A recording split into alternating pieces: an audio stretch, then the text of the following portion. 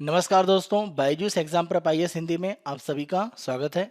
आज हम आपके सामने 4 दिसंबर 2022 के दैनिक क्विज प्रस्तुत कर रहे हैं, जिसमें द हिंदू, इंडियन एक्सप्रेस तथा पीआईबी को आधार बनाकर प्रमुख समाचारों के आधार पर प्रारंभिक परीक्षा के प्रश्न आपको अभ्यास के लिए दिए जाएंगे। इसी के साथ साथ यूपीएससी के द्वारा विगत वर्षों में प्रारंभिक परीक्षा में पूछे गए प्रश्न हम आपको अभ्यास के लिए देंगे और अंत में आज के एक महत्वपूर्ण तथ्य की चर्चा करेंगे। आज के दैनिक क्विज के पहले प्रश्न को हम देखते हैं। निम्नलिखित कथनों में से कौन सा ऐसे गलत है? यह है पहला, वायुमंडल में कार्बन का सर्वाधिक प्रचुर मात्रा में पाए जाने वाला समस्थानिक कार्बन 14 है। कार्बन 14 कार्बन का रेडियोधर्मी समस्थानिक है और कार्बन डेटिंग का आधार है। तीसरा कथन, रेडियो कार्बन डेटिंग 60,000 वर्ष से अधिक पुरानी वस्तुओं के लिए सबसे सटीक परिणाम प्रदान करती है। इस प्रश्न को हल करने से पहले हम कार्बन डेटिंग के संदर्भ में प्रमुख रूप से चर्चा करते हैं। अगर हम कार्बन की बात करें तो तत्व के रूप में इसके 3 समस्थानिक होते हैं, यानी कार्बन 12, 13 और 14। और आप ध्यान रखें, प्राकृतिक रूप में जब हम कार्बन के 3 समस्थानिकों की बात करते हैं तो यहाँ पर आप ध्यान रखें इसके परमाणु क्रमांक समान होते हैं, लेकिन परमाणु भार अलग अलग होते हैं। और कार्बन 12 ये एक तरह से वायुमंडल में जितने भी कार्बन के समस्थानिक तीनों हैं उसमें लगभग 98.9% होता है। उसके बाद कार्बन 13 1.1% और अंत में अगर हम कार्बन 14 की बात करें, जिसका कार्बन डेटिंग में उपयोग किया जाता है, इसकी मात्रा सबसे अल्प रूप में होती है। तो यहाँ पर रेडियो कार्बन डेटिंग का प्रमुख रूप से जो विकास है वो विलार्ड लिबी और उनके सहयोगियों के द्वारा 1949 में किया गया था और ये शिकागो विश्वविद्यालय से संबंधित थे और उनके इसी कार्य के आधार पर उन्हें 1960 में नोबेल पुरस्कार भी दिया गया।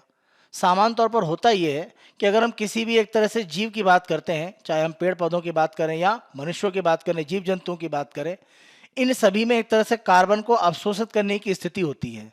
यानी आप कह सकते हैं कि जीवित पदार्थों में कार्बन की एक मात्रा सामान्य तौर पर उपस्थित रहती है और जब भी कोई जीव यानी व्यक्ति हो या पेड़ पौधे हो, वो मान लीजिए अगर टूट कर गिर जाता है या उसकी मृत्यु हो जाती है तो ऐसी स्थिति में कार्बन का जो अवशोषण है वो समाप्त हो जाता है और कार्बन की मात्रा जितनी रहती है वो धीरे धीरे घटना प्रारंभ करती है। अगर हम पेड़ पौधों की बात करें या जीव जंतुओं की बात करें तो कार्बन की मात्रा उनके जीवित रहने पर लगातार कुछ परिवर्तित होती रहती है, लेकिन उनके मृत होने पर यह मात्रा एक तरह से फिर घटना प्रारंभ करती है।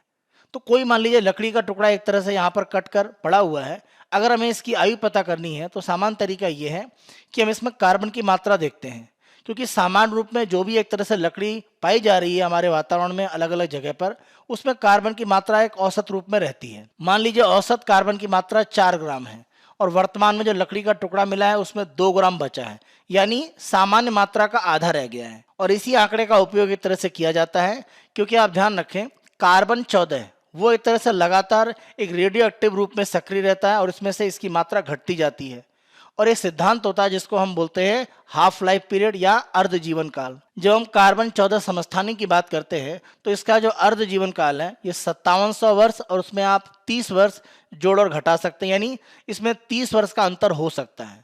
तो सामान्य तौर पर हम 5700 वर्ष का एक तरह से मान लेते हैं औसत। तो उस आधार पर 5700 वर्ष में सामान्य जो कार्बन होता है वो किसी भी एक तरह से जीवित भाग में अगर हम कार्बन 14 की यहाँ पर बात करें तो वो घटकर आधा रह जाएगा। और इसी प्रकार जब हम 11,400 वर्षों के बाद देखते हैं तो ये एक चौथाई रह जाएगा, यानी 1 ग्राम। और अगर हम 17,100 वर्षों के बाद देखें तो ये इसका 8वां भाग रह जाएगा। तो इस रूप में लगातार कार्बन 14 की जो मात्रा होती है वो जीवित पदार्थ जो मृत हो चुका है उसमें घटती जाती है।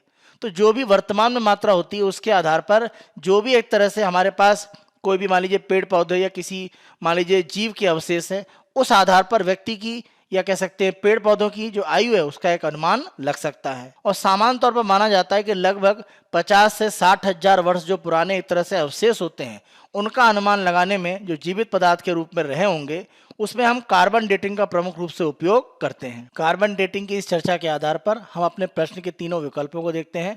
पहला विकल्प यहाँ पर गलत हो जाता है, क्योंकि जब हम बात करते हैं कि सबसे प्रचुर मात्रा में कौन सा कार्बन का समस्थानिक पाया जाता है तो वो ध्यान रखें कार्बन 14 नहीं, कार्बन 12 है। दूसरा, कार्बन 14 कार्बन का रेडियोधर्मी समस्थानिक है और कार्बन डेटिंग का आधार है, तो दूसरा कथन सत्य है। तीसरा, रेडियो कार्बन डेटिंग 60,000 वर्ष से अधिक पुरानी वस्तुओं के लिए सबसे सटीक परिणाम प्रदान करती है, तो गलत है। ये 60,000 वर्ष तक की जो वस्तुएं होती हैं पुरानी उनके लिए एक तरह से उपयोग किया जाता है, न कि इससे अधिक पुराना। इस आधार पर तीसरा कथन भी यहाँ पर असत्य है, केवल एक कथन सत्य है। हमसे पूछा गया कौन से कथन यहाँ पर गलत हैं, तो यहाँ पर आप ध्यान रखें केवल 2 कथन असत्य हैं। इस प्रश्न का प्रमुख रूप से आधार ये है कि केरल के अल्पुझा में ग्राम पंचायत कड़करापल्ली में एक शिप के अवशेष मिले हैं और यह एक तरह से पानी के जहाज के जो अवशेष हैं उसका कार्बन डेटिंग से अनुमान लग रहा है कि लगभग 1000 वर्ष पुराना है। इसी आधार पर हमने कार्बन डेटिंग के संदर्भ में आपसे प्रश्न पूछा है। आज के दूसरे प्रश्न को हम देखते हैं, निम्नलिखित संगीत वाद्य यंत्रों में से कितने तत्व वाद्य के रूप में वर्गीकृत हैं। जब हम तत्व वाद्य यंत्र की बात करते हैं तो प्रमुख रूप से आप ध्यान रखें लकड़ी या धातु के ढांचे के बने होते हैं और इसमें सामान्य तौर पर एक तरह से तार लगे होते हैं और इन तारों को या तो स्वयं बजाया जाता है या किसी अन्य उपकरण के माध्यम से उस पर घर्षण करके ध्वनि निकाली जाती है। ऐसे उपकरण तत्व वाद्य यंत्र के रूप में जाने जाते हैं। तो यहाँ पर हमने तानपुरा, कमायचा, बेलन करोबी और झांझ के बारे में एक तरह से पूछा है प्रश्न में। इन चारों में अगर हम प्रमुख रूप से देखें तो अगर हम तानपुरे की बात करें या अगर हम कमायचा की बात करते हैं तो ये तत्व वाद्य यंत्र के रूप में एक तरह से हैं, आप तस्वीर में स्पष्ट रूप से देख सकते हैं। इसके विपरीत अगर हम बात करते हैं पिल्लन करोबी तो यह एक तरह से तेलुगु में बांसुरी का नाम होता है। इसको अगर हम देखें तो वामसी, मुरली, वेणु के नाम से संस्कृत में जाना जाता है। तमिल और मलयालम भाषा में बांसुरी के लिए कुजल उपयोग किया जाता है और कोलाबी अगर हम देखें तो कन्नड़ भाषा में। इस आधार पर अगर हम देखें तो पेल्लन करोबी ये एक तरह से बांसुरी का नाम है, न कि ये किसी तरह का तत्व वाद्य यंत्र है। और झांझ की अगर हम बात करें तो यह भी प्रमुख रूप से तत्व वाद्य यंत्र में शामिल नहीं है। इस आधार पर अगर हम देखें तो 1 और 2 सत्य, 3 और 4 असत्य है। तो केवल 2 यहाँ पर तत्व वाद्य यंत्र के रूप में जाने जाते हैं। तो यहाँ पर हमारा उत्तर है बी, केवल 2 सत्य हैं। इस प्रश्न का आधार प्रमुख रूप से यह है कि कुछ समर्थन के माध्यम से तानपुरे का जो परंपरागत रूप में निर्माण होता है उनकी प्रक्रियाओं को भारत में मजबूत किया जा रहा है, क्योंकि तानपुरा हमारे परंपरागत जो संगीत वाद्य यंत्र है उनमें काफी महत्वपूर्ण माना जाता है। आज के तीसरे प्रश्न को हम देखते हैं और यहाँ पर जनजाति समूह और राज्य के साथ में आपको मिलान करना है। अगर हम गोंड और कोरोकू की बात करते हैं तो ये जनजातियां मध्य प्रदेश से संबंधित हैं। पहला कथन यहाँ पर सत्य है। दूसरा, भूटिया एवं लेपचा ये भी सिक्किम के साथ जुड़े हुए हैं, तो ये भी आपका सत्य है। अगर हम इरुला या टोडा की बात करें तो ये छत्तीसगढ़ के साथ में नहीं जुड़े हुए हैं। अगर हम टोडा की प्रमुख रूप से बात करें तो ये तमिलनाडु के क्षेत्रों में है। इसके विपरीत अगर हम इरुला की बात करें तो तमिलनाडु, कर्नाटक और केरल के क्षेत्रों में ये एक तरह से विस्तारित है, किसी एक राज्य में प्रमुख रूप से नहीं है। तो ये तीसरा यहाँ पर कथन असत्य हो जाता है। चौथा, अगर हम सहारिया और अगारिया की बात करते हैं तो सहारिया मध्य प्रदेश की जनजाति है और अगर हम अगारिया जनजाति की बात करें तो ये गुजरात से संबंधित है और ये प्रमुख रूप से नमक के निर्माण के लिए एक तरह से जाने जाते हैं। तो यहाँ पर अगर हम देखें तो चौथा भी कथन गलत हो जाता है। तो केवल 1 और 2 का मिलान सही है। इस आधार पर आपका उत्तर हो जाता है ए, केवल 1 और 2 सत्य है। इस प्रश्न का आधार ये है कि संस्कृति मंत्रालय साथ साथ वस्त्र मंत्रालय के द्वारा मिलकर झरोखा नामक एक कार्यक्रम का आयोजन किया गया है, जिसमें भारत में जो हैंडीक्राफ्ट, हैंडलूम या हमारी जो कला संस्कृति है उसके बारे में प्रमुख रूप से अलग अलग तथ्यों को बताया जा रहा है। इसी कार्यक्रम में कोरकू जनजाति का जो परंपरागत लोक नृत्य है उसका भी एक तरह से प्रदर्शन किया गया। आज के चौथे प्रश्न को हम देखते हैं, निम्नलिखित में से कितने राज्यों, केंद्र शासित प्रदेशों में राज्य पशु समान है। असम, दिल्ली, कर्नाटक और झारखंड हमें 4 विकल्प दिए गए हैं। ध्यान रखें जब हम कर्नाटक और झारखंड की बात करते हैं इन दोनों राज्यों के जो राज्य पशु हैं वो समान है। दोनों ही राज्यों में हाथी राज्य पशु के रूप में स्थापित है। अगर हम गैंडे की बात करें तो यह असम का राज्य पशु है और नीलगाय दिल्ली के राज्य पशु के रूप में स्थापित है। इस आधार पर अगर हम देखें तो 3 और 4 केवल 2 विकल्प हैं जहां पर समान रूप में राज्य पशु पाए जाते हैं। तो हमारा उत्तर है बी, केवल 2। इस प्रश्न का आधार प्रमुख रूप से यह है कि अफ्रीका से लाकर चीतों को कूनो राष्ट्रीय पार्क में स्थापित किया गया है और अब माना जा रहा है कि वो शिकार करने की अपनी प्रक्रियाओं को और विस्तारित कर रहे हैं। हाल ही में उनके द्वारा एक नीलगाय के बच्चे का शिकार किया गया है। इसी आधार पर हमने राज्य पशु के संदर्भ में आपसे प्रश्न पूछा है। दैनिक कुछ के दूसरे भाग में हम विगत वर्षों में यूपीएससी के द्वारा प्रारंभिक परीक्षा में पूछे गए प्रश्न आपको अभ्यास के लिए देते हैं। आज हम 2017 की प्रारंभिक परीक्षा में पूछा गया प्रश्न आपको अभ्यास के लिए दे रहे हैं। प्रश्न को हम देखते हैं, एम स्ट्रिप्स शब्द कभी कभी समाचारों में किस संदर्भ में देखा जाता है। तो एम स्ट्रिप्स की अगर हम फुल फॉर्म देखें तो यहाँ पर आप ध्यान रखें, monitoring system for tiger intensive protection and ecological status, ये प्रमुख रूप से एम स्ट्रिप्स का एक तरह से फुल फॉर्म है और ये कहीं ना कहीं बाघ के संरक्षण के साथ में प्रमुख रूप से जुड़ा हुआ है। और नेशनल टाइगर कंजर्वेशन अथॉरिटी और wild life institute of India इनके द्वारा प्रमुख रूप से एम स्ट्रिप्स एक तरह से संचालित किया जाता है। तो यहाँ पर अगर हम देखें तो हमारा उत्तर हो जाता है बी। दैनिक कुछ के तीसरे और अंतिम भाग में हम आज के तथ्य की चर्चा करते हैं और आज हम सुगम्य भारत अभियान के संदर्भ में चर्चा करेंगे। इस अभियान के माध्यम से दिव्यांगों के द्वारा अलग अलग जो भी सार्वजनिक एक तरह से सुविधाएं हैं उनका उपयोग करने की स्थितियां बेहतर हो पाएं, इसका प्रयास किया गया। अगर हम इस अभियान की बात करें तो 3 दिसंबर 2015 को सरकार के द्वारा इसे प्रारंभ किया गया। इस आधार पर आप देखें तो इस अभियान को शुरू हुए 7 वर्ष हो चुके हैं। इस अभियान का प्रमुख रूप से उपयोग यही था कि एक तरह से जागरूकता बढ़ाई जाए और पहुंच बढ़ाई जाए, यानी अलग अलग सुविधाएं जो दिव्यांग उपयोग कर सकते हैं उसके लिए बेहतर स्थितियां बनाई जाएं। जैसे आप देखें यहाँ पर दिव्यांगों को एक स्थान से दूसरे स्थान तक ले जाने के लिए, जैसे हम एयरपोर्ट में बात करें, ये सुविधा एक तरह से विकसित की गई है। ये अगर हम एरोप्लेन से देखें, जब भी आप एक तरह से विमान से उतरते हैं तो इस तरह की सुविधाएं दिव्यांगों की सहायता करती है। या अलग अलग जगह पर उनकी सुविधाओं के लिए चिन्ह बनाना, या अगर हम सामान्य रूप में जो पैदल यात्रियों के चलने की स्थिति है उनके लिए विशेष रूप में ऐसे पथ बनाना जिसका अनुमान वो आसानी से लगाकर वहाँ पर चल सकते हैं।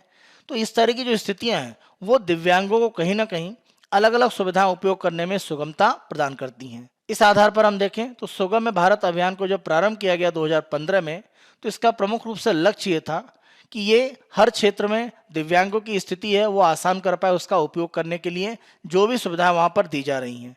इस आधार पर इसमें घटक हम देखें तो इसके 5 प्रमुख रूप से भाग थे। पहला, जन जागरूकता एक तरह से पैदा करना, यानी लोगों को बताना कि कहाँ पर इस तरह की सुविधाएं होनी चाहिए।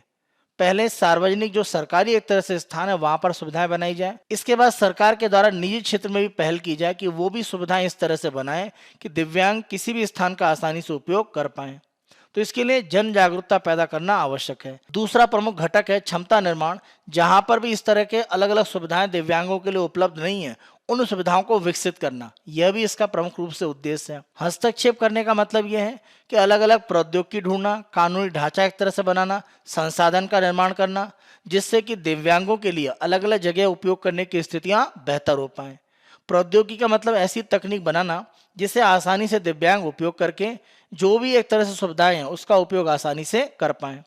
साथ साथ अगर हम देखें, जब हम बात करते हैं कॉर्पोरेट सोशल रेस्पॉन्सिबिलिटी CSR, तो निजी क्षेत्र के द्वारा जो भी एक तरह से प्रयास किया जा रहा है उसमें दिव्यांगों के लिए स्थितियां बेहतर हो पाएं, इसमें कॉर्पोरेट का एक तरह से जो प्रभाव है वो बढ़ पाए, इसके लिए भी प्रयास किए जा रहे हैं। सुगम्य भारत अभियान में निजी क्षेत्र की भागीदारी को बढ़ाना, यह भी इसका एक प्रमुख भाग था। अंतिम 5वां प्रमुख भाग है नेतृत्व समर्थन, और यहाँ पर एक तरह से उपयोग इस रूप में किया जा रहा है कि अलग अलग चाहे निजी क्षेत्रों या सरकारी क्षेत्र, वहां पर एक तरह से लीडरशिप क्वालिटी बनाई जाए जिससे कि दिव्यांगों की मदद के लिए आगे प्रयास हो पाए, क्योंकि जब तक नेतृत्व नहीं होगा तब तक ये सुविधाएं बेहतर रूप में आगे नहीं बढ़ पाएंगे। दिव्यांग व्यक्तियों के संदर्भ में जो हमारा 1995 का अधिनियम है उसकी धारा 44, 45 और 46 की अगर हम क्रम से बात करें तो यह परिवहन में गैर भेदभाव करना, सड़क पर गैर भेदभाव करना और निर्मित वातावरण में गैर भेदभाव करना, ऐसी स्थितियां कानूनी रूप में बनाता है।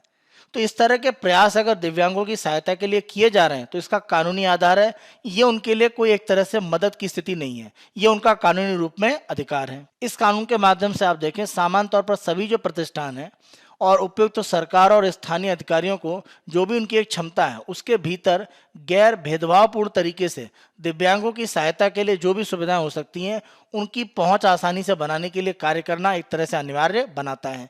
तो ये कानून काफी महत्वपूर्ण है भेदभाव की स्थितियों को भारत में हटाने के लिए। यहाँ पर हम ध्यान रखें, सरकार के मंत्रालय के साथ साथ आप देखें दिव्यांग व्यक्तियों के लिए जो मुख्य आयुक्त होते हैं यानी chief commissioner for persons with disabilities CCPD, इनके द्वारा भी आप देखें राज्य सरकार या जो हमारे यूनियन टेरिटरीज हैं उनके प्रशासन के साथ में संपर्क करके रैंप, लिफ्ट, रेलिंग इस तरह के निर्माण की प्रक्रियाओं को सार्वजनिक क्षेत्र में बढ़ावा दिया जाता है जिससे कि दिव्यांग व्यक्ति यहाँ पर अपनी जो पहुंच है बिना बाधा के आगे बढ़ा सकें। इसी के साथ साथ देखें CCPD यह भी एक तरह से प्रयास करता है कि उसके पास ऐसी कोई सूचना आती है कि किसी सार्वजनिक स्थान पर दिव्यांगों की पहुंच के लिए सुविधाएं नहीं है तो वो एक तरह से वहां पर ऐसी सुविधाएं बनाने के लिए राज्य सरकार या संबंधित जो भी प्राधिकारी हैं उनके साथ बात करके ये सुविधाएं विकसित करता है। सुगम्य भारत अभियान के माध्यम से दिव्यांगों की स्थितियों को अलग अलग सुविधाओं का उपयोग बेहतर करने के लिए प्रमुख रूप से प्रयास को बढ़ाने की दिशा में एक कदम था।